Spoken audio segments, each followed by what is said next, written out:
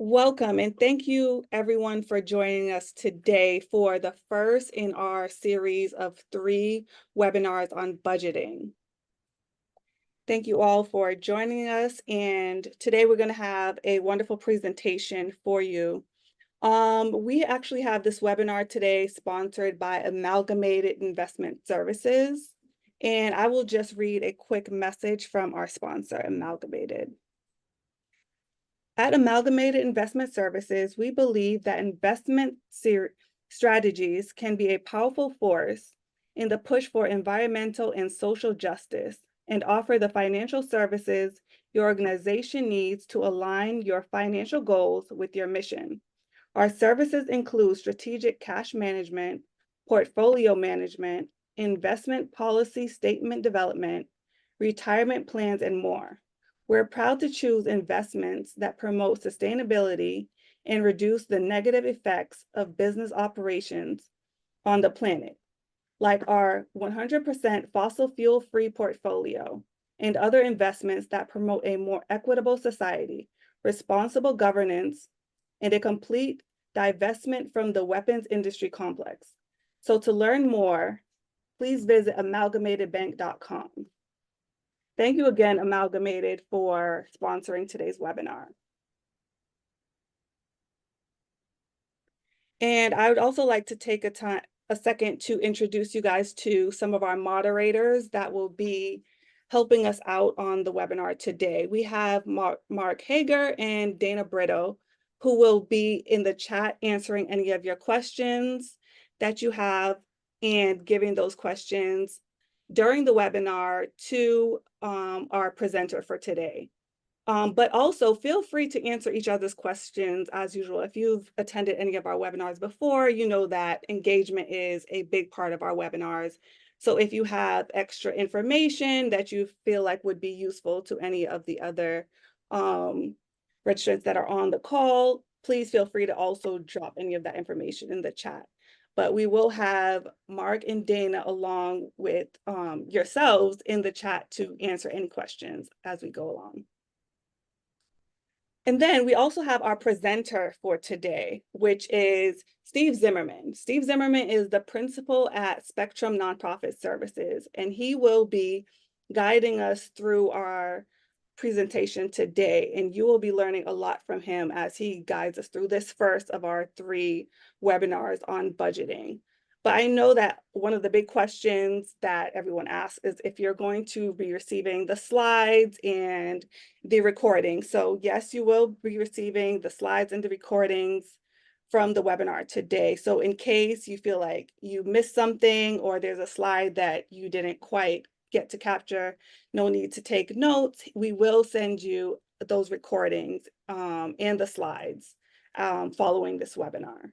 But one important thing before I hand over to Ruth, just to take a poll of who's in the room with us, we just want to take a second to say that as we come on to the end of the year, if we're going to be dropping a link into the chat just for you to give a donation in terms of if you've gone to any of our webinars this past year, or even if this is your first webinar and you are receiving value from this webinar, please feel free to click on that link and provide a donation, the value that you feel like you're getting from this webinar.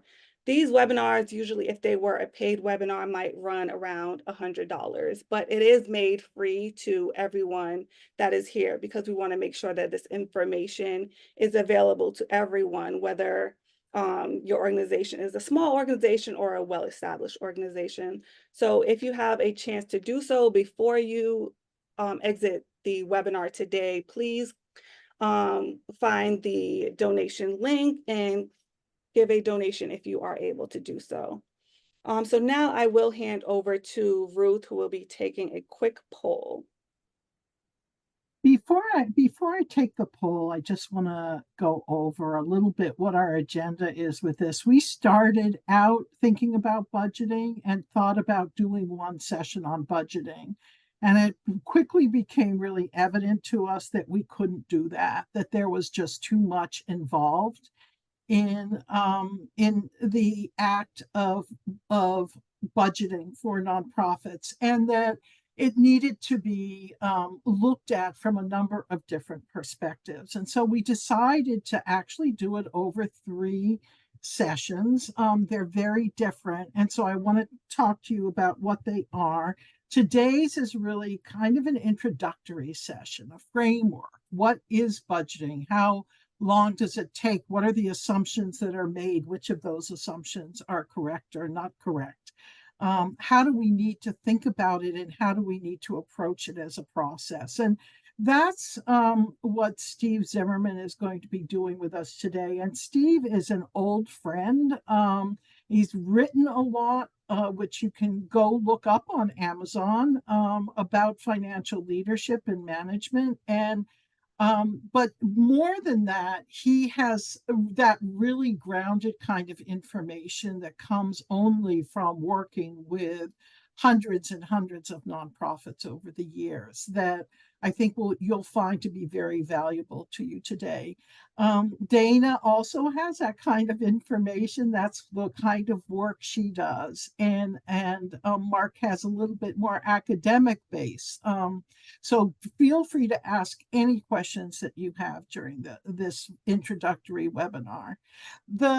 The second webinar is going to be, and this is something that we realized is really on people's minds most of the time, is at least organizations that have contributed revenue. The second one is about projecting revenue for nonprofits, which is an art form which sometimes goes awry. And it has everything to do with existing in a kind of a risky type economy, especially for some kinds of organizations.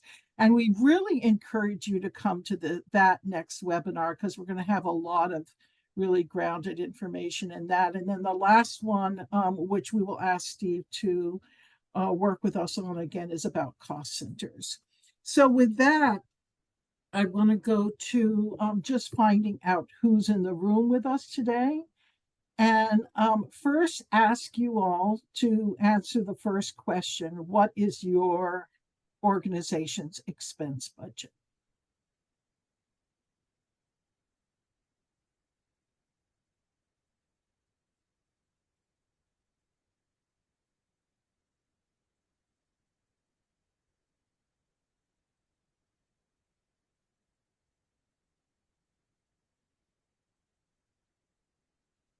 Okay, I think most people have answered, so I'm gonna publish that poll.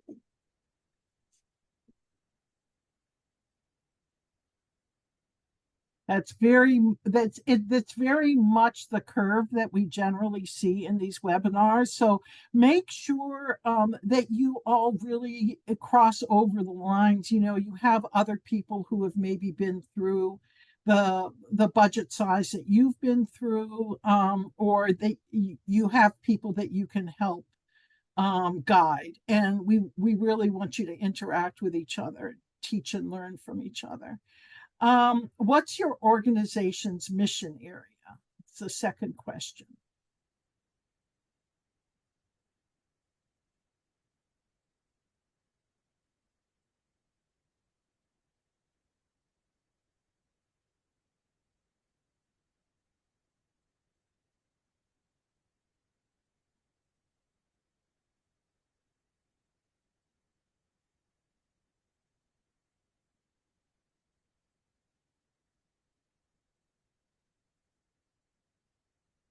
Give a few more seconds for people to answer this poll. Okay.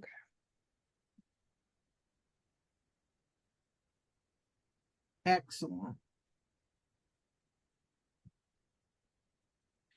And finally, what's your role in your organization? This really actually helps us to understand what perspective you're coming at all of these topics from. So what is your job role at your organization?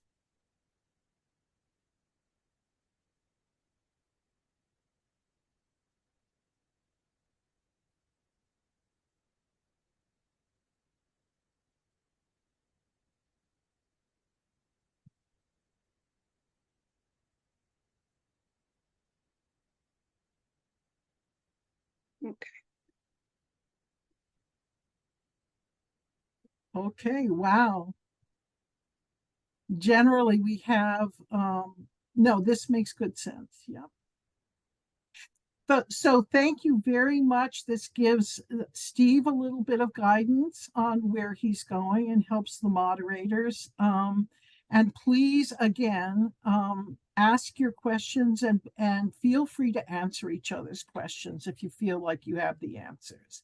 And with that, Steve, I'm going to hand it over to you.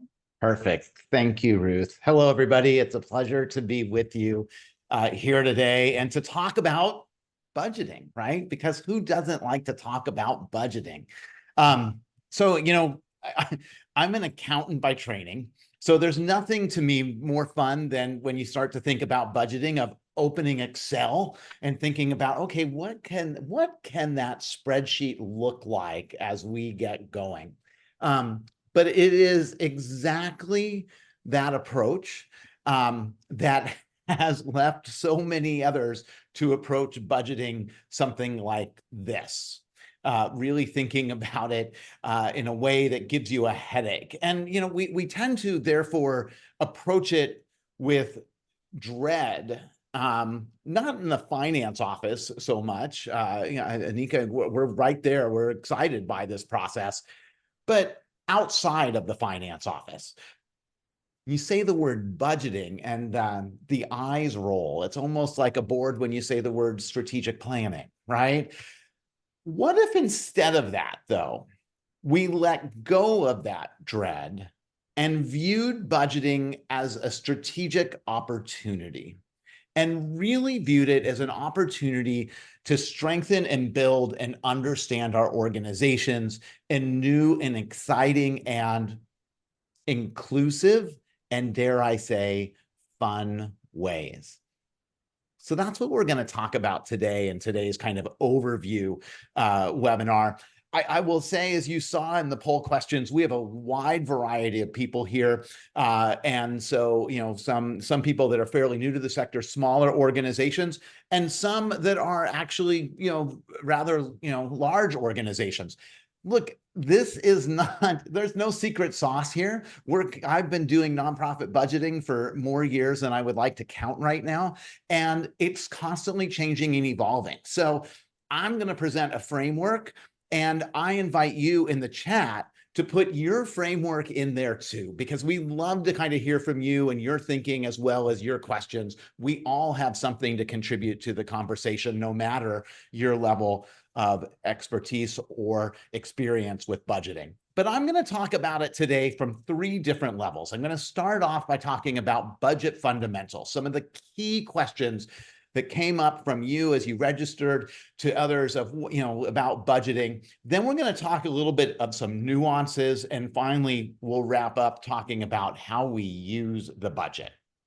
So as we get into that, I think the first piece is to understand your budget is not a math problem.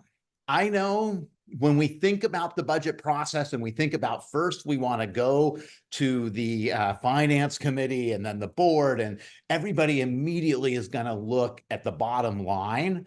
The first thing that I want to think is that it is not a problem to be solved to get to that bottom line. It's rather an opportunity. And even before we put any numbers into a budget, it's important to note that a budget is nothing more than a numerical expression of your organization's values and strategy, right? It is a language that us accountants use to be able to talk about what it is the organization is going to do. And I think it's as important for the finance people in the room to understand that as it is for the non-finance people in the room.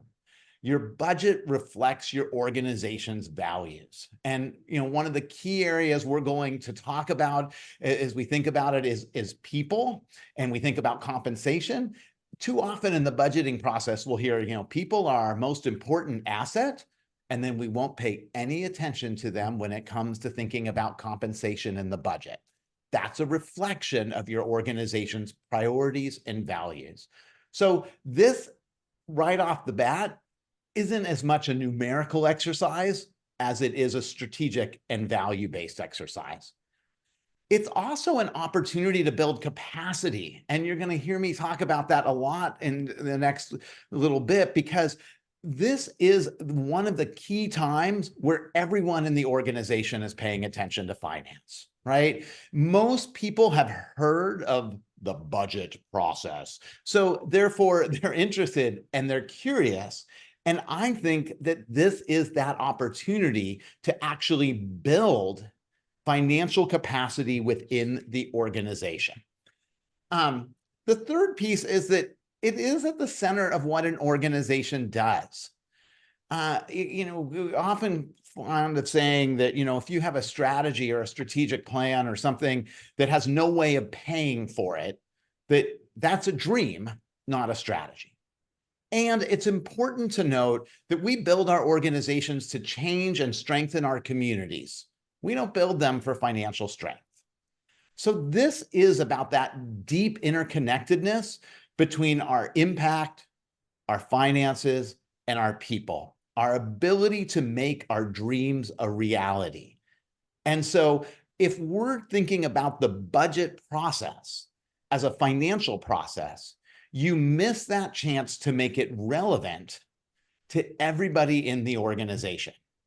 And I would also put forward that you miss the opportunity to actually make a strong budget for the organization. So who should be involved in that process? I actually think everyone. We think sometimes I notice the number of executive directors that were on today's webinar. And sometimes one of the criticisms that EDs have of both staff and or board is that they come at them with programmatic ideas of ways we could be having impact without any way of paying for it. And I get it. That is exhausting to me. But part of the reason that people do that is because they might not understand the finances. And I believe if you don't understand the finances, you can't meaningfully engage in a strategic discussion of the organization. It's like fighting with one arm behind your back. So this is an opportunity to build financial understanding and to build financial skills. This is an opportunity about reading financial statements, about understanding different types of expenses. Dare I say it, even understanding how cost allocation works, which, if you ever had trouble sleeping, you can do that. So really kind of getting to that piece of building financial capacity within the organization. It also is an opportunity to surface new ideas.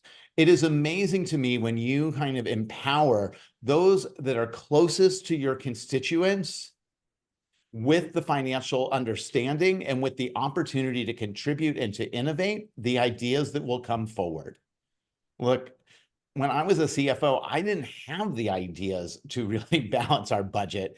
I had my perspective, but by putting everyone together and surfacing those ideas across the organization, we were able to actually discover new ways of doing things and to innovate. And that, they ended up actually improving our impact and being financially strong for the organization.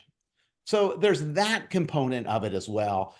And then the third component is accountability.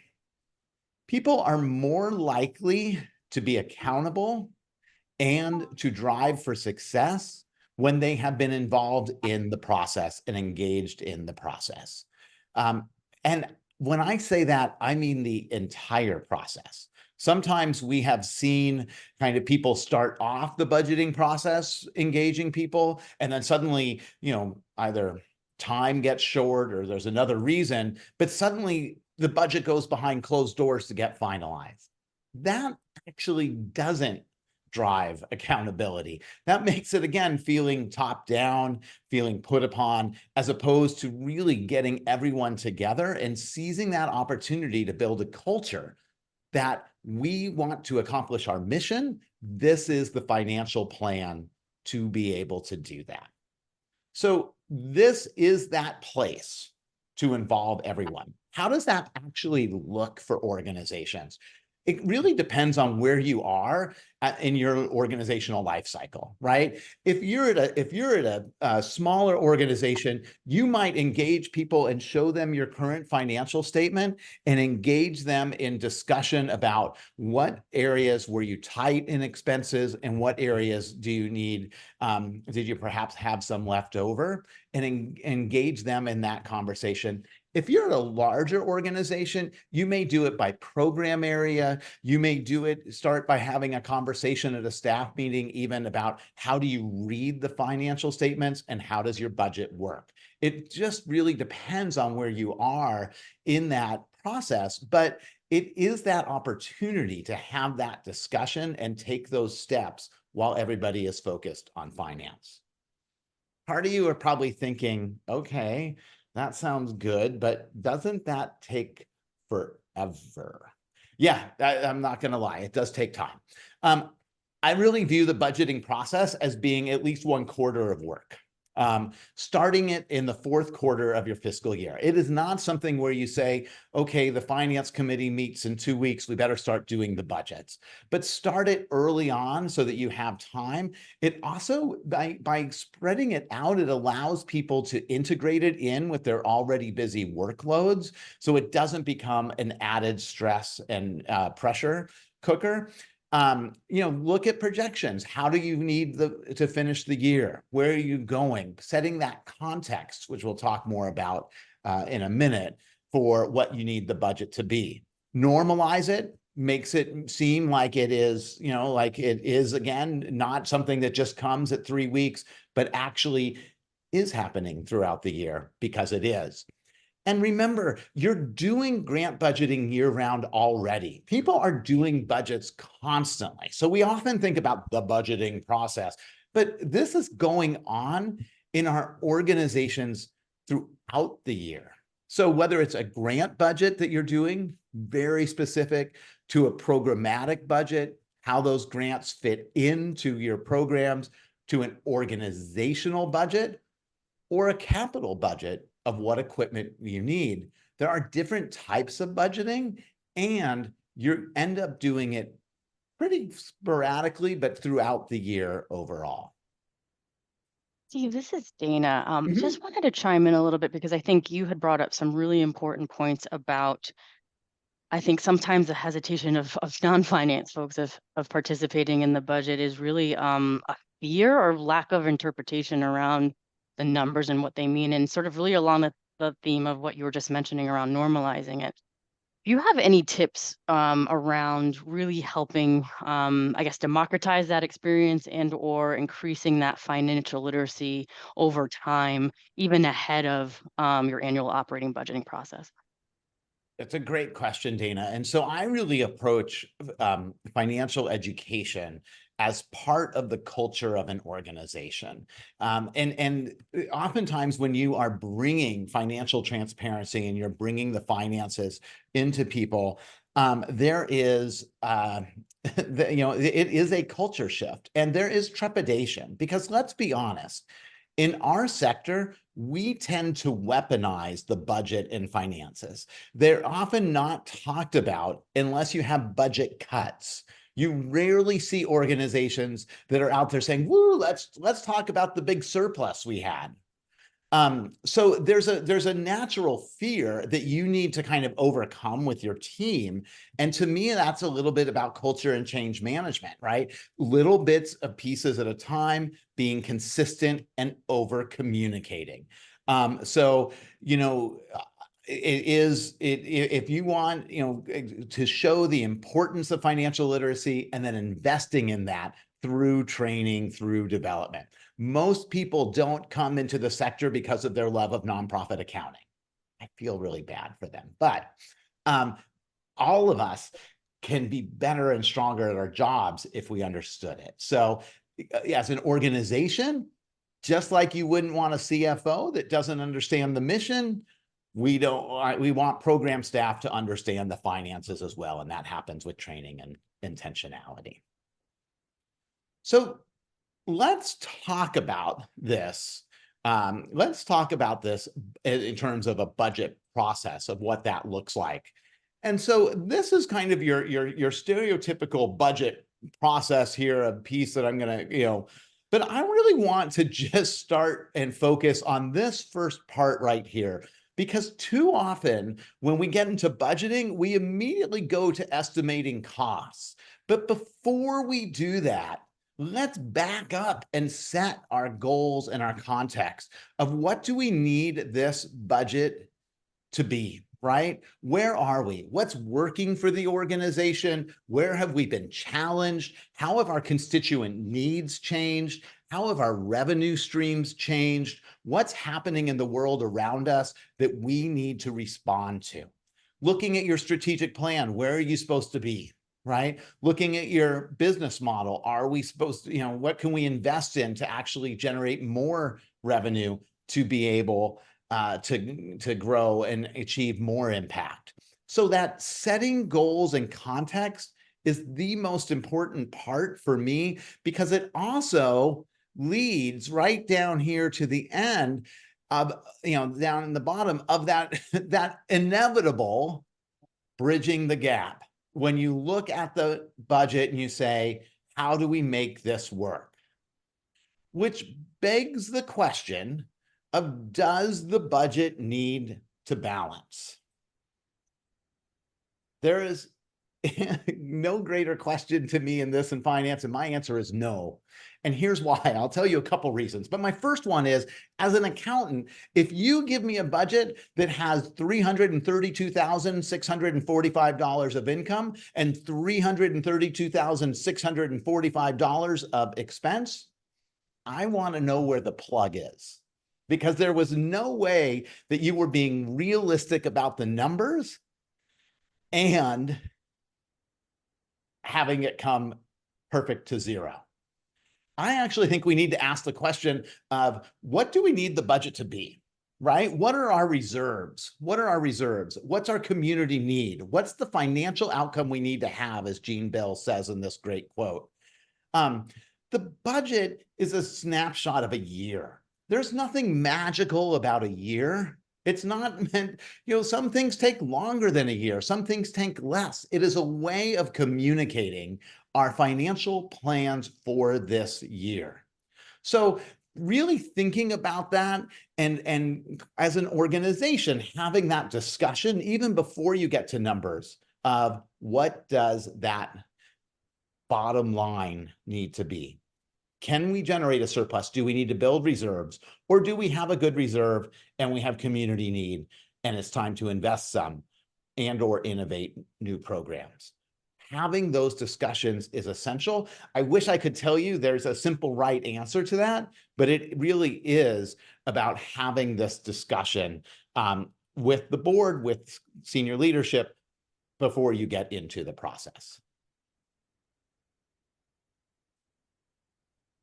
So Steve, you might talk a little bit about this later on in the session, so feel free to punt if so. But I think we got a important question around best, and I think it goes along the lines of, or falls within the budget process that you had mentioned.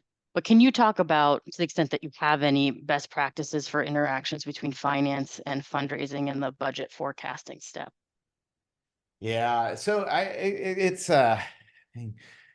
so I would love to actually get other people's kind of feedback on this one as well. So you'll notice in the budget process, I tend to separate estimating costs with forecasting income.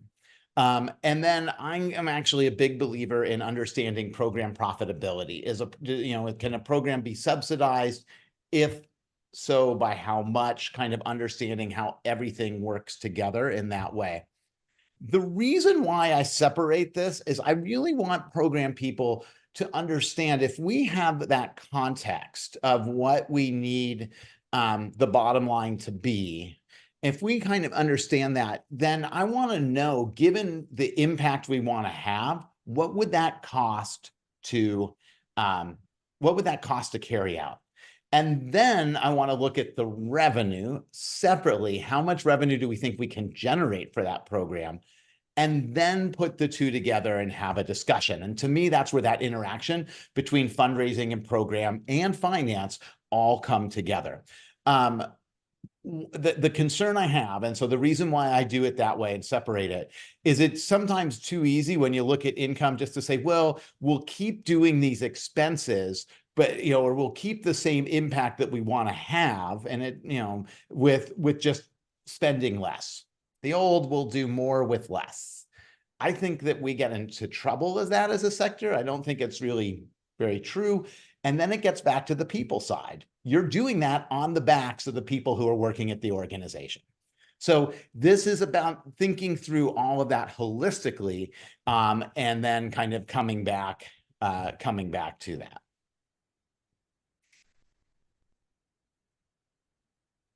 So let's shift for a second and talk a little bit about kind of some of the budget nuances. So kind of thinking about a little bit further up of the different types of budgeting and different things there. And I'm going to start with capital budgeting. Capital budgets, first off, what do we mean by capital? Right? So there's several different ways of thinking about capital. I've listed some of them here. Oftentimes, the more traditional way that people think about it is equipment, building maintenance, vans, things like that, computers, et cetera, that you're going to buy and perhaps put as an asset and depreciate.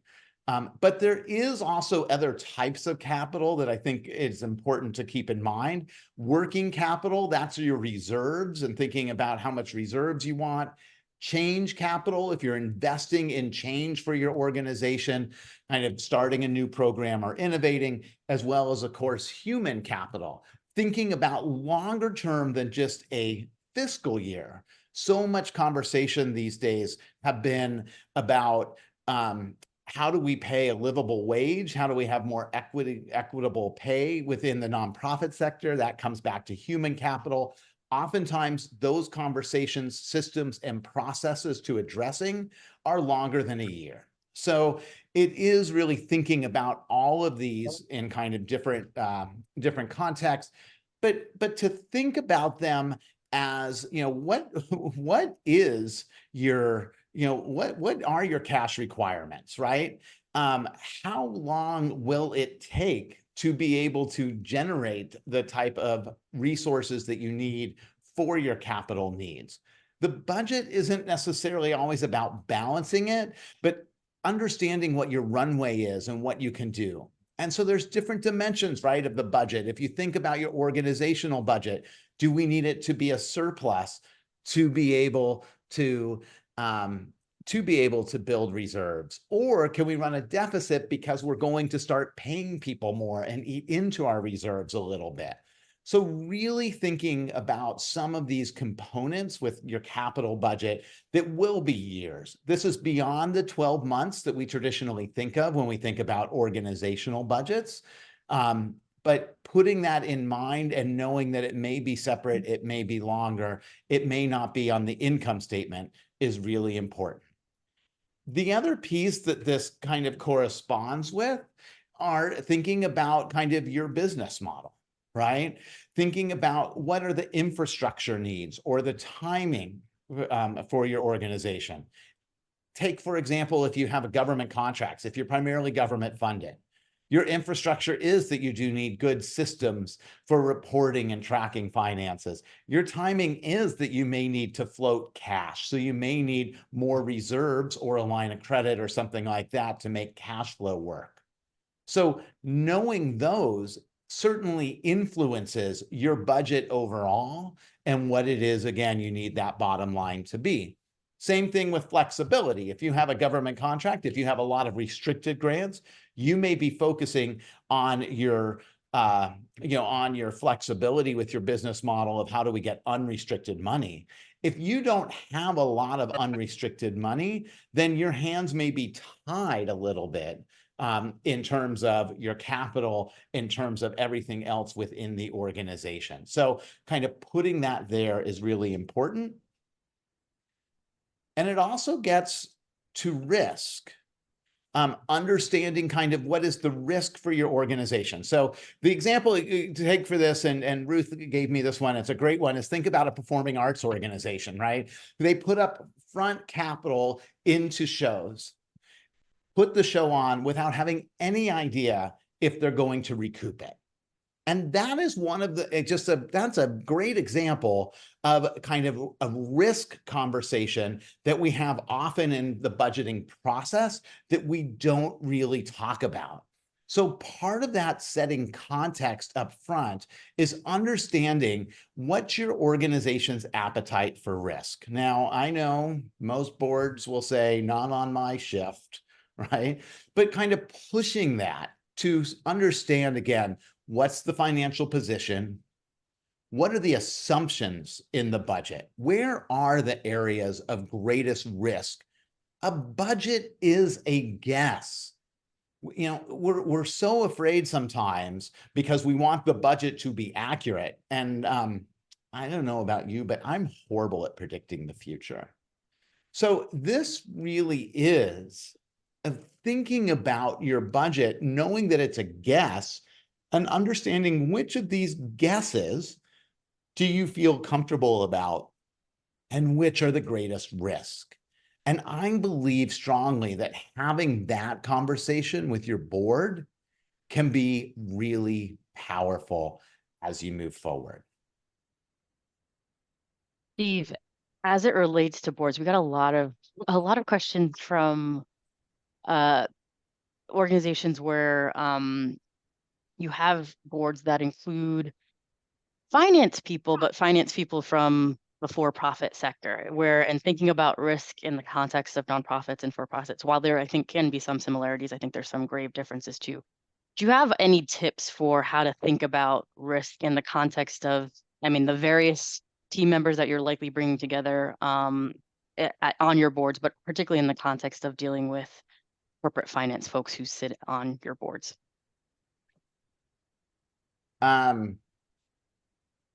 I think corporate finance folks are always the most interesting on boards, right? Because they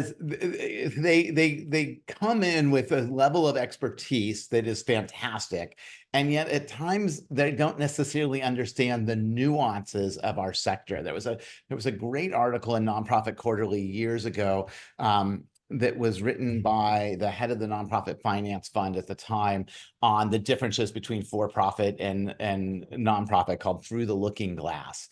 And that one, it's such a great way of trying to help for-profit people understand the differences without being too snarky.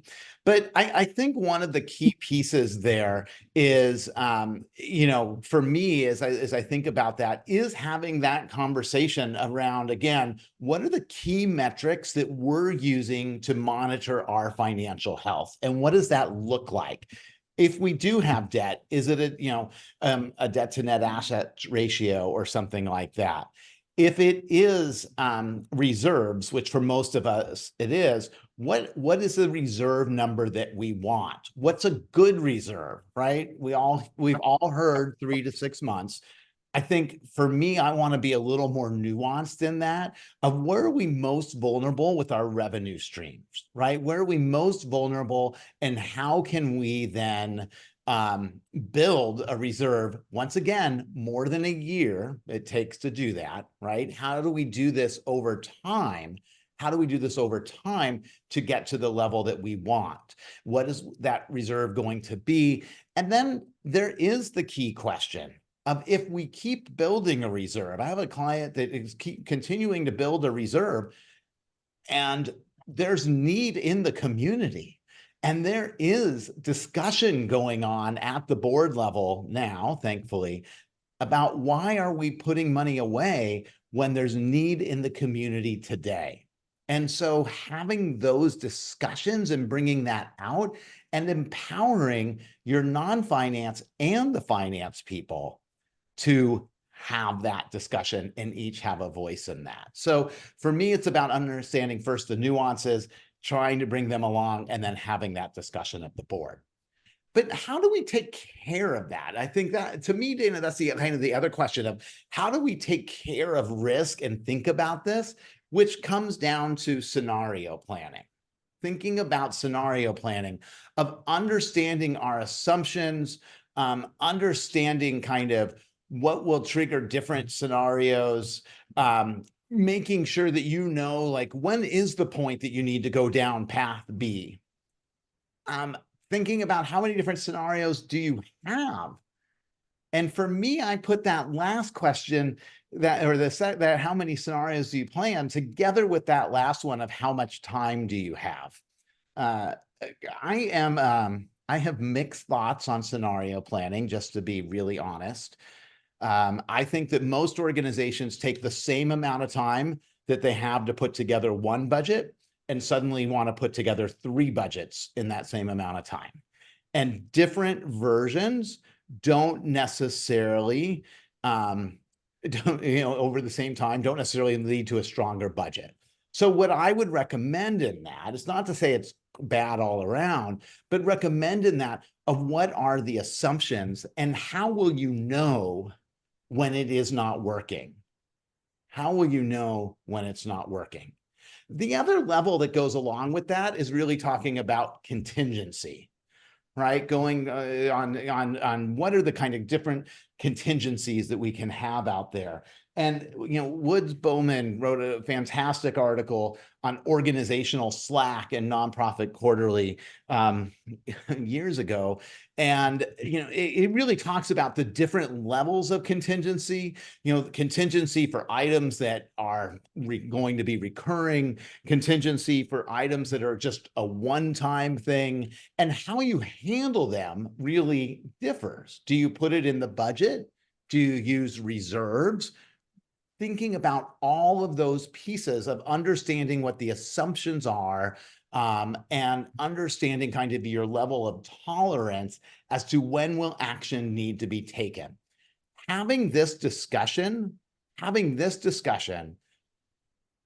early on, before you're actually in the moment, I think is essential. I was a CFO at an organization and we were having a cash flow crunch.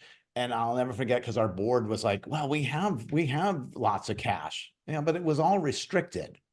So there you had the double edge of people not understanding restricted cash, but also us not having had that conversation prior to being in the crisis, when we were not necessarily communicating or making the best decisions we possibly could.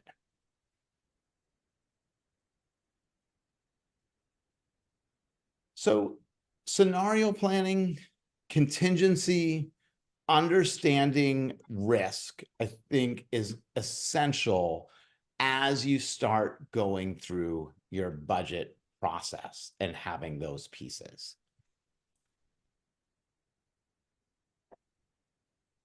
Steve, we got a question, and I think you sort of answered this, I think, when we were talking about that. I think this concept of capital. But I think if you're thinking about stress testing in the context of nonprofit budgeting, can you sort of reiterate and highlight the themes that, or the factors that you would be looking at, or how to approach it in the context of nonprofit finance? Yeah, so I would say, for me, stress testing is about understanding your reserves.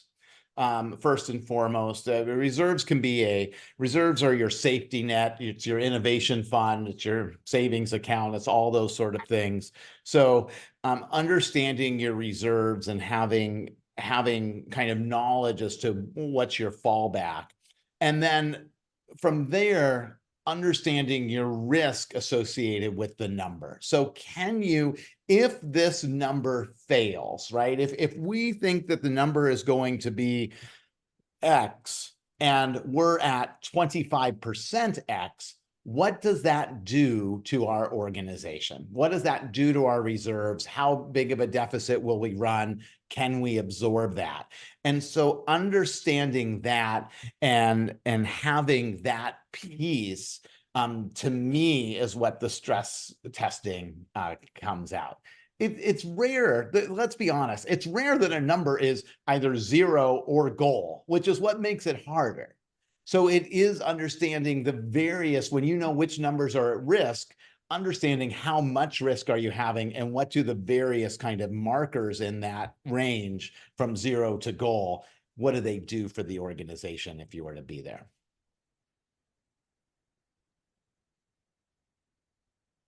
So let's take a look at kind of the last piece of using the budget, because we had a lot of questions that came up on this one from from the registrations, and really just to kind of talk and hit on these here. The biggest one, of course, how often do you update the budget? Everybody always wants to update budgets. I'm going to start actually with the last bullet point there, because this one to me is the most important thing for accountants to understand. More numbers does not necessarily lead to more understanding. There's a tendency sometimes to want to update the budget when there's been little changes here or there. And what happens is numbers start bouncing around, and non-financial people, especially then, have less trust or faith in those numbers. So my recommendation on that is only when there's significant changes to your program or business model. I know you may get tired of talking about a variance every month or every quarter when you're with the board, but I again sees that as an opportunity to explain your business model and explain your budget as you move forward. So when you start a new program or close a program, that's an opportunity to change it. I would say 6 months into your fiscal year is when you're starting to look at the budget plus projections. So you're always kind of going back to that approved set of numbers so that the board and staff can, really hold on to those and become comfortable with those. If you change them around too much, to me, you kind of, one, you lose the point that the budget is a guess, and two, it just starts to confuse people after a while. And that brings me kind of to then budget reporting, and think about budget reporting overall. I often think that sometimes I see budget to actual reports, and they look like in one of those printer test sheets. Let's see how small we can make the font. Again, more numbers doesn't necessarily make it more meaningful. So put meaningful numbers in columns. If you have this year to date and you're comparing that to the prior year to date, I sure hope your development plans were similar, because is that a meaningful number to look at? Really thinking about and criticizing every number, looking critically at every number on that page to say, is this providing context and meaning to the reader? I am a big fan of pushing for functional reporting being your programs, admin, fundraising, as opposed to natural classification, which is your chart of accounts, meals. I mean, we've all sat in board meetings. How come we're spending so much money on printing?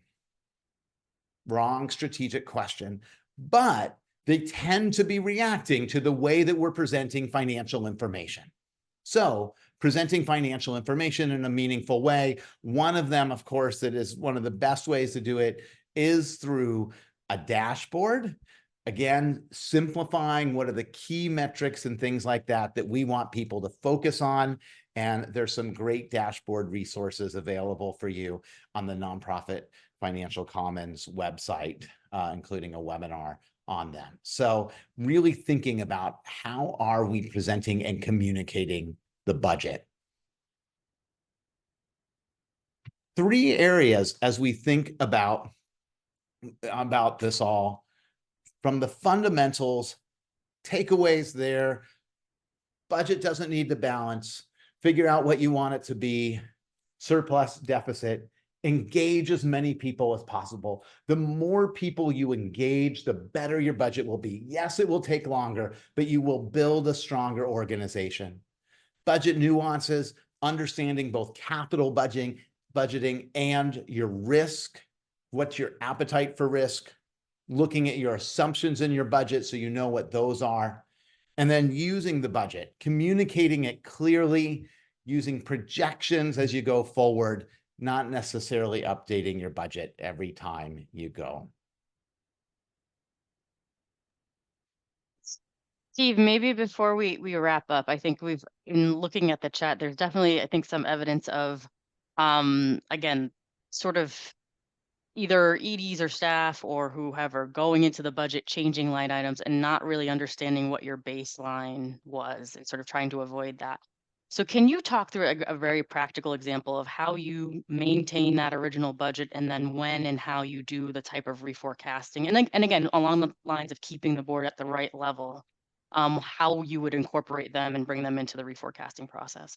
Yeah. So you've heard me say the word a lot, assumptions. And so, like I said, a budget is a guess, and a budget, therefore, is all about assumptions. It's also about biases. By trying to make them explicit up front, you are building the foundation to be able to modify your budget moving forward. So for me, it's looking at the annual basis and understanding when you get your financial statement or your budget to actual, is to understanding where are you in the process. And that, again, is most helpful for the people closest to the numbers of, are we under budget? Are we going to be over budget?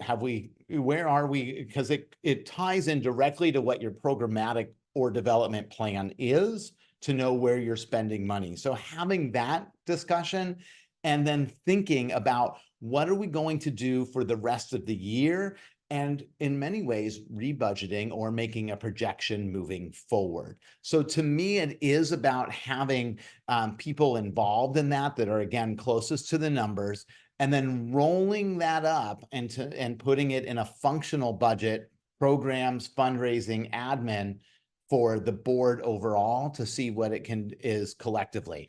By presenting it to the board in that really higher level view, it allows them, again, to go back to that context discussion and say, can our organization afford this? Is this a good investment of our resources? Or do we need to change direction? Thanks, Steve. Very much appreciated. Thanks, Dana. With that, I thank you. I'm going to hand it over to Ruth.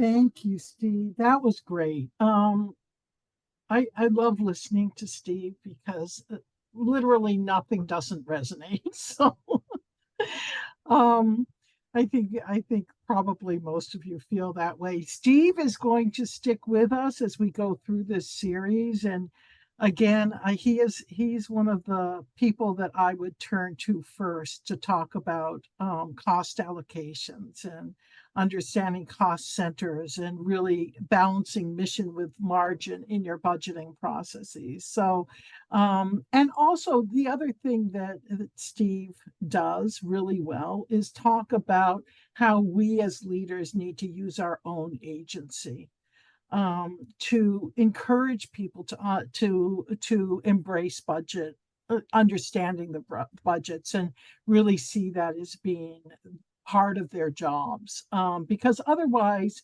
people are working in a partially disempowered position, and it's not fair to us or to them. So with that, I want to thank you very, very much, and make sure that we that you guys let us know what else you need to know about in the next couple of sessions. But the other thing is, understand NFC, the Nonprofit Financial Commons, is very much your organization, and we cannot function without your donations. It's a fairly serious issue for us. So we really hope that you will make a donation today. It really does help us get from month to month. When you make a donation, you're not only supporting the information coming to your own organization, but information also being shared with other organizations that matter to you because they matter to justice and community health. With that, I want to say thank you all for coming, and please stay on for a while, make a donation, and let us know what your questions are for the next few sessions. And thank you, Steve and Dana, for your very perceptive questions. And Mark, for your participation in as a moderator in the great discussion that was going on in the chat. Thank you so much, and I will see you soon.